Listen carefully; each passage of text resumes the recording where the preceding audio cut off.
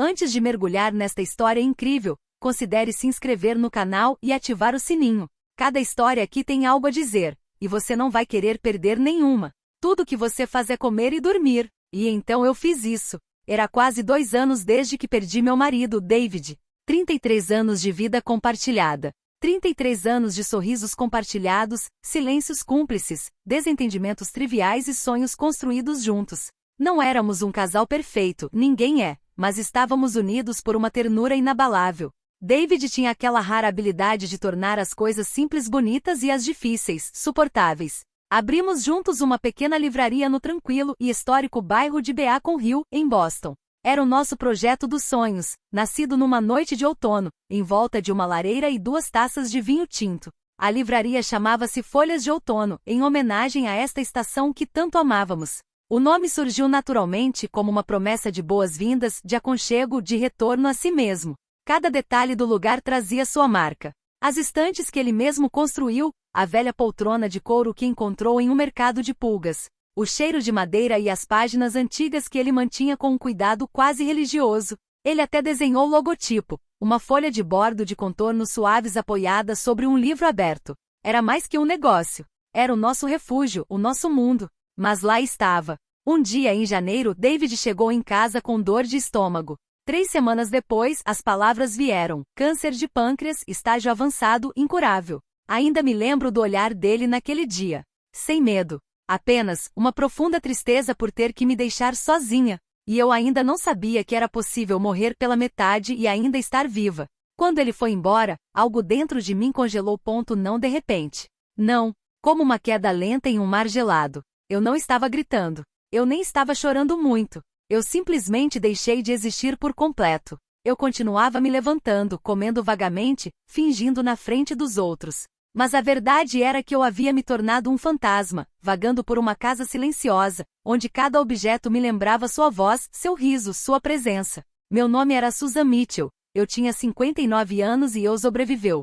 Por muito pouco. Meus dias eram todos iguais. Eu acordava tarde e ficava de roupão até a tarde. Aquecia chá que não bebia. Às vezes, olhava fixamente para a tela da televisão sem ver ou ouvir. Ria mecanicamente das mesmas cenas de comédia. Às vezes passava 1 hora inteira observando o movimento lento da luz na parede. A livraria Nosso Bebê fechou suas portas 1 ano após sua morte. Eu não tinha mais forças. Não via mais sentido. As prateleiras continuavam cheias, mas cobertas de poeira. Os livros haviam ficado em silêncio. Como eu. O silêncio na loja doía, porque não dizia mais nada. Andrew, meu único filho, havia voltado para casa por um tempo depois de concluir o mestrado em finanças. Ele era sério, responsável e às vezes, um pouco severo, herdara o rigor do pai, mas ainda não a ternura. Acho que ele não sabia como me ajudar, ou talvez não suportasse mais me ver assim. E naquela manhã, e terça-feira cinzenta, enquanto eu girava mecanicamente minha colher em uma tigela vazia por 10 minutos, ele deixou cair esta frase: você só faz comer e dormir, mãe. É só isso que você faz o dia todo, sério. Ele não estava gritando. Ele não estava bravo. Seu tom era neutro. Neutro demais. Como se ele tivesse desistido de esperar qualquer outra coisa de mim. Mas em sua boca isso quebrou minha alma. Foi um golpe. Silencioso. Afiado. Profundo. Não disse nada. Não olhei para cima. Continuei limpando uma colher que já havia esfregado 100 vezes. Como se, com o tempo, ela fosse brilhar o suficiente para me mostrar quem eu havia me tornado. Mas naquela noite eu não dormi. As palavras de Andrew ecoavam na minha cabeça como uma ladainha fria. Tudo que você faz é comer e dormir. E se fosse verdade? E se eu tivesse me tornado essa mulher que eu uma vez temi que me tornaria? Desligado. Inútil. Transparente. Uma mulher morta-viva. Então, na escuridão do meu quarto, com os olhos bem abertos, uma pergunta surgiu lentamente.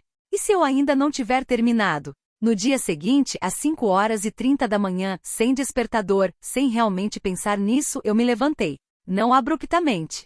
Não como alguém com um plano. Mas como uma mulher que o sono não quer mais acolher. A casa ainda estava envolta em um silêncio profundo. Andrew dormia no andar de cima. O único som era o ranger das tábuas velhas do assoalho sob meus pés descalços. Entrei no banheiro. A luz branca do neon era cruel. Fiquei me olhando no espelho por um longo tempo, mais tempo do que em meses. Talvez anos. O que vi me abalou. Do olheiras profundas, escavadas como cicatrizes. Nosso cabelo, antes marrons e ondulados, agora eram planos, opacos e sem forma. E pele, antes rosa, parecia cinza, cansado, quase translúcido. Fiquei envergonhado. Não por causa da aparência de Andrew. Não dele. De mim. Vergonha por deixar minha luz se apagar, por me esquecer nas dobras da dor. Mas havia algo mais naquele espelho. Um brilho.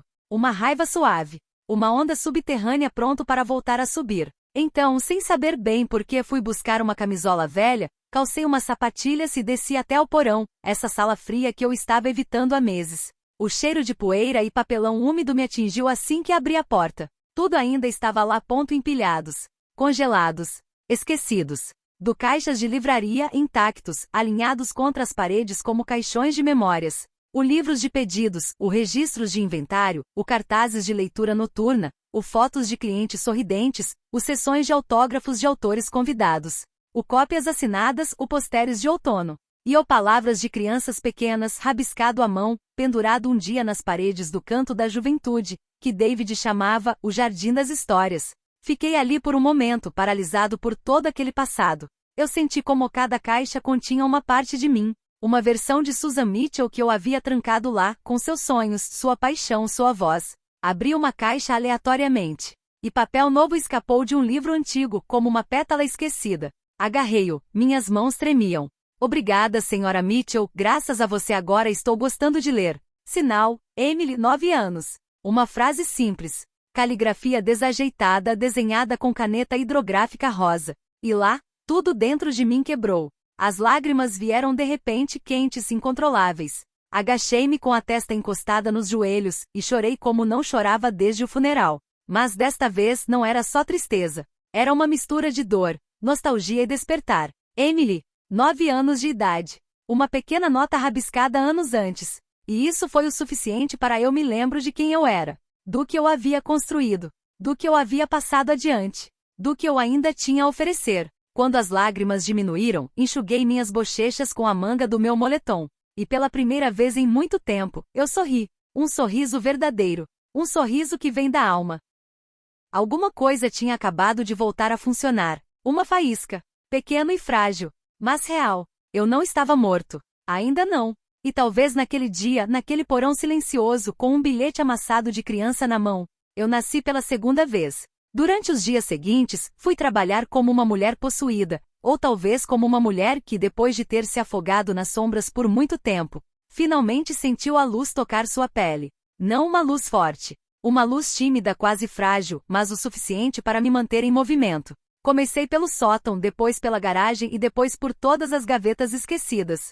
Eu estava fazendo pilhas, guardar, dar, jogar fora. Cada objeto trouxe de volta uma lembrança. Um velho marcador de página ilustrado me lembrou de uma noite de poesia que organizamos para adolescentes. Uma vela perfumada evocou um inverno congelante quando David me surpreendeu com um jantar festivo entre as prateleiras. Uma foto que encontrei entre 2 livros me fez rir em meio às lágrimas. Era Andrew, de 6 anos, vestido de bruxo para o Halloween, segurando um romance grande demais para ele. Tudo estava imbuído da nossa história, mas dessa vez não fugi das lembranças. Olhei-os nos olhos. E os juntei de volta, como se colam os cacos de um espelho quebrado. Então, uma manhã, respirei fundo e liguei senhora Browning, o dono do prédio onde ficava nossa livraria. Ela era uma mulher idosa, severa, mas justa, a quem Davi respeitava muito. Susana? Ela disse, surpresa. E sim, eu queria saber se o local ainda está disponível. Um silêncio. Então uma voz calorosa, quase emocionada. Nunca mais aluguei o espaço. Não consegui. Toda vez que alguém vinha me visitar, eu pensava, e se ela voltar? Então esperei. Que bom que você ligou. Eu tinha lágrimas nos olhos. De novo. Mas desta vez eram lágrimas de gratidão, e um pouco de admiração também. Talvez o mundo não tenha me esquecido completamente. Talvez algumas portas, mesmo fechadas, estejam nos esperando. No dia seguinte, cruzei novamente a porta da livraria. As persianas estavam fechadas, a poeira reinava, mas eu ainda sentia a alma do lugar. As tábuas do assoalho ainda rangiam no mesmo lugar. O cheiro de livros, mesmo apagados, persistia. Fechei os olhos e o vi novamente, David atrás do balcão, levantando a cabeça para sorrir para mim. Sussurrei no silêncio. Nós a traremos de volta à vida, David. Eu prometo. Então entrei em contato com Chloe Sanders, uma jovem decoradora que me foi recomendada por uma antiga cliente. Ela chegou de jeans com os braços carregados de amostras de tecidos e cores, e os olhos brilhando de entusiasmo. Conheço bem a sua livraria. Minha mãe costumava me levar lá quando eu era pequeno. Foi onde li meu primeiro romance. A frase dele me veio à mente. Mais uma prova. A livraria não era só o nosso projeto, ela deixou uma marca nos outros. Chloe e eu reformulamos o espaço juntas. Repintamos as paredes com cores quentes, recolocamos madeira clara, instalamos guirlandas de luz suave. Adicionamos um canto de leitura com almofadas gigantes e um discreto canto para café perto da janela. A poltrona de couro do David voltou ao seu lugar no canto. Um velho amigo nos ajudou a fazer a máquina de café expresso funcionar. E então, uma noite, no momento de audácia, postei uma foto no Facebook. O logotipo da livraria, uma folha de bordo colocada sobre um livro com a legenda: Autumn Leaves retornará em breve. Junte-se a mim neste novo capítulo. Eu esperava algumas curtidas, talvez 2 ou 3 comentários. Mas o que recebi me chocou. Do dezenas, então centenas mensagens chegavam aos montes. Antigos clientes escreveram: Estou tão feliz que você voltou. Precisamos de você aqui na vizinhança. Professores, a livraria Folhas de Outono mudou a vida dos meus alunos. Vizinhos, finalmente boas notícias. Mal podemos esperar para ver vocês de novo. E acima de tudo, crianças que se tornaram adultas que me escreveu mensagens cheias de lembranças. Senhora Mitchell, foi na sua loja que descobri Harry Potter. Nunca o esqueci. Ainda me lembro do dia em que você me deu um livro porque eu não tinha dinheiro suficiente. Sua livraria me salvou de uma adolescência difícil. Obrigada por voltar. Li cada mensagem com lágrimas silenciosas, minhas mãos tremendo no teclado. Eu não sabia que você podia reviver através das palavras dos outros. Durante todo esse tempo, Andrew estava me observando. Ele não disse nada. Ele me deixou fazer. Mas eu sentia seu olhar em mim, muitas vezes. Uma nova perspectiva. Preocupado às vezes. Impressionado também. Ele não entendia o que estava acontecendo. Ele não sabia de sua observação, dita de passagem, tinha sido o gatilho. Ele não imaginava que ao fazer esse julgamento, ele, sem saber, me havia estendido o espelho, e que eu tinha escolhido não mais fugir do meu reflexo. E eu também não disse nada. Deixei que ele visse. Deixei que ele descobrisse essa outra versão de sua mãe, aquele que ele talvez tivesse esquecido. Ou aquela que ele nunca conheceu antes. No dia da reabertura, ele estava chovendo suavemente, como se o céu quisesse lavar os últimos resquícios de tristeza nos becos de Beacon Hill. A luz era fraca, as gotas caíam nas janelas como lágrimas silenciosas. Eu podia acreditar que aquela chuva estragaria tudo, que ninguém viria, que eu havia sonhado demais, longe demais. E ainda assim em 92.00 em ponto, enquanto girava a chave na fechadura da porta de vidro da Folhas de Outono, já havia pessoas esperando. 3 mulheres sob um guarda-chuva colorido. Um homem de capa de chuva com um livro debaixo do braço. Uma adolescente com uma bolsa cheia de romances. Eles sorriram para mim. Eu sorri de volta, mas não consegui falar imediatamente. Minha garganta apertou. Bem-vindo, sussurrei, com as mãos tremendo levemente. O sino tilintou suavemente quando a primeira cliente entrou. Uma senhora idosa, envolta num longo casaco azul escuro. Ela examinou as prateleiras recém-pintadas, as pilhas de livros e o pequeno cantinho do café. É ainda mais bonito do que eu lembrava, ela disse, quase comovida. Obrigado por voltar, eu respirei. Eu tinha preparado alguns biscoitos caseiros, uma tradição que David havia iniciado. Um bom livro merece um bom presente, ele sempre dizia. O café estava fumegando na máquina nova, um cheiro de amêndoas e canela flutuava no ar. Coloquei uma pequena placa escrita à mão perto da porta. Entre, sente-se e deixe as palavras o levarem. E as pessoas entraram cada vez mais numerosos. Alguns vieram como visitantes curiosos. Outros como seguidores fiéis. Muitos me reconheceram. Alguns simplesmente me abraçaram, sem dizer uma palavra. Havia um calor em seus gestos, uma humanidade que eu pensava ter perdido. Um garotinho sentou-se no canto da leitura sem esperar. Abriu um livro ilustrado e começou a ler em silêncio. Sua mãe me lançou um olhar agradecido. Uma jovem me perguntou se ela poderia sentar-se diante do computador e trabalhar em paz. Um casal de idosos encontrou o velho e o mar em uma prateleira e exclamaram juntos, quase em coro. A livraria estava cheia de vida. De risos abafados, murmúrios, páginas viradas, tilintar de xícaras. Por volta do meio-dia, um professor de inglês da escola secundária vizinha, Sra. Carter, Uma mulher enérgica com óculos vermelhos veio em minha direção. Senhora Mitchell, não sei se a senhora se lembra de mim. A senhora recomendou livros para toda a minha turma há 10 anos. Gostaria de organizar leituras aqui, uma vez por mês, para que meus alunos possam redescobrir o significado da leitura longe das telas. Eu queria beijá-lo. Seria uma honra, respondi simplesmente com a voz trêmula. Então, um jovem de apenas 20 anos, cabelos cacheados e um caderno na mão, aproximou-se de mim timidamente. Venho aqui desde os 8 anos de idade. Conheço cada cantinho desta livraria. Se precisar de ajuda aos sábados, posso estar lá. Seja voluntário se necessário. Olhei para ele com espanto. E eu disse sim. E eu estava flutuando como num sonho onde nada dói, onde tudo se conserta. Cada olhar, cada passo, cada palavra na minha livraria me devolveu um pedaço de mim.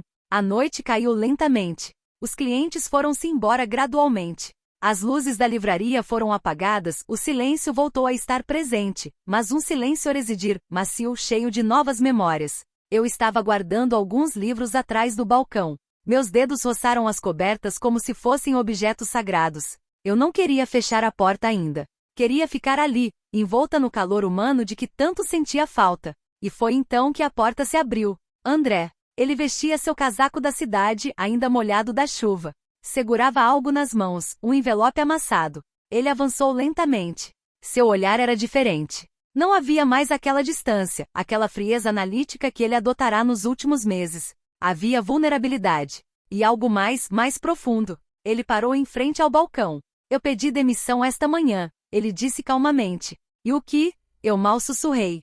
E meu trabalho? A empresa. As planilhas do Excel. Os números sem sentido. Deixei tudo isso para trás. Ele fez uma pausa.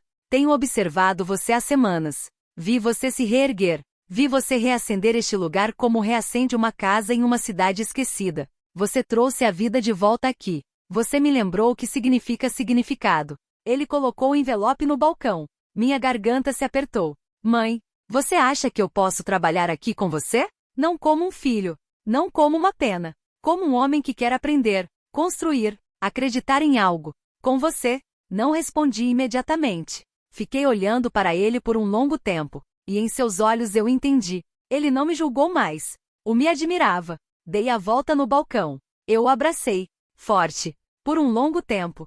E eu sussurrei em seu ouvido. Bem-vindo ao lar. Hoje Andrew é meu parceiro. E esta palavra, parceiro, não é um rótulo simbólico. É uma realidade, um vínculo construído diariamente na confiança, no respeito, nos silêncios e nas gargalhadas compartilhadas entre duas prateleiras. Ele encontrou seu lugar aqui, não porque eu dei a ele, mas porque ele o conquistou moldando-o à sua maneira. Ele cuida de redes sociais com talento nato, fazendo malabarismos entre citações literárias, vídeos engraçados e recomendações de leitura. Cada publicação é como uma ponte entre a livraria e o coração das pessoas. Graças a ele, Folhas de Outono reuniu uma comunidade muito além de Beacon Hill, leitores de todas as idades, de todas as esferas da vida, que se sentem em casa dentro de nossas paredes mesmo à distância. Ele lançou um clube do livro para jovens adultos, todas as quintas-feiras à noite. O canto de leitura então se transforma em um círculo vivo, poltronas movidas, luzes diminuídas, velas acesas, e às vezes, até playlists discretas ao fundo. Falamos sobre distopias, poesia, mangas e grandes clássicos. Mas, acima de tudo, falamos sobre a vida, o medo, o futuro, o amor e tudo o que não lemos nos livros didáticos. Andrew é um bom ouvinte. Ele não dá lições, ele cria um espaço onde os jovens podem colocar suas palavras no papel como se coloca um fardo. Também me ajuda a selecionar novos produtos. Nossos gostos são diferentes, mas é isso que torna a livraria tão viva. Ele me incentiva a ler coisas que eu jamais teria aberto, e eu o levo aos meus recantos escondidos de literatura esquecida. É um diálogo constante, e cada livro é uma ponte entre nós. E claro, ele se prepara aos melhores cappuccinos do bairro. Virou piada local. Você não experimentou o cappuccino do Andrew? Então você nunca veio aqui de verdade. Às vezes, ele desenha corações ou folhas no musgo. As crianças adoram. Correm em sua direção, gritando seu nome como se ele fosse algum tipo de mágico. E ele é, à sua maneira. Numa tarde tranquila, enquanto eu estava separando contas no escritório, ouvi sua voz. Claro, calmo, maduro. Ele estava falando como um cliente idoso, que eu conhecia bem, a senhora Ellison, uma ex-professora de literatura, sempre vestida com esmero. com sua bolsa de couro pendurada no cotovelo como um troféu. Eu não estava prestando atenção, mas suas palavras me fizeram parar. Minha mãe? Ela é uma sobrevivente. Ela enfrentou uma tempestade. Uma tempestade de verdade. Do tipo que arrasa tudo, que te tira o rumo, a força, o fôlego. Ela se deixou afundar, por um longo tempo. E eu a observei fazer isso sem entender, sem realmente ajudá-la. Às vezes, até mesmo julgá-la. Mas um dia, ela decidiu nadar, contra a corrente, lentamente, dolorosamente, mas com uma determinação que eu nunca vi em ninguém. Ela ressurgiu, e reabriu sua livraria, e me ensinou sem dizer uma palavra, o que significa reconstruir a si mesmo. Ela é a mulher mais corajosa que conheço. Fiquei ali, congelado, mãos colocadas sobre a mesa, em lágrimas, mas feliz. Eu nunca precisei que ele dissesse isso, mas ouvi-lo ali sem que eu devesse ouvir foi o presente mais lindo. Ele não me via mais como uma mulher destruída, como uma mãe em declínio. Ele me via como um exemplo, como uma força. E carregarei esse olhar comigo até meu último suspiro. Então sim, um dia meu filho me disse: tudo que você faz é comer e dormir. E naquele dia pensei que tudo tinha acabado, que eu tinha me tornado uma sombra de mim mesmo. Mas então, eu fiz isso. Eu abri minha livraria novamente, apesar do medo, apesar do vazio, apesar da tristeza. Eu reacendi minha paixão, essa chama que eu pensava estar extinta para sempre. Eu me reconectei com meu filho, fio após fio, palavra após palavra. Encontrei meu nome, minha força, meu lugar. Não siga mais aquela mulher de roupão, congelado em frente a uma xícara de chá frio. Eu sou Susan Mitchell. Viúva sim. Mãe sempre. Mas também, e acima de tudo, vivo. Fundador da Folhas de Outono, livreiro, sonhador, reconstrutor de mundos. E todos os dias, quando abro aquela porta, giro a chave, acendo as luzes, eu escolho ao vivo. Na minha opinião. Para ele. Para aqueles que, em algum lugar, ainda precisam de palavras para curar.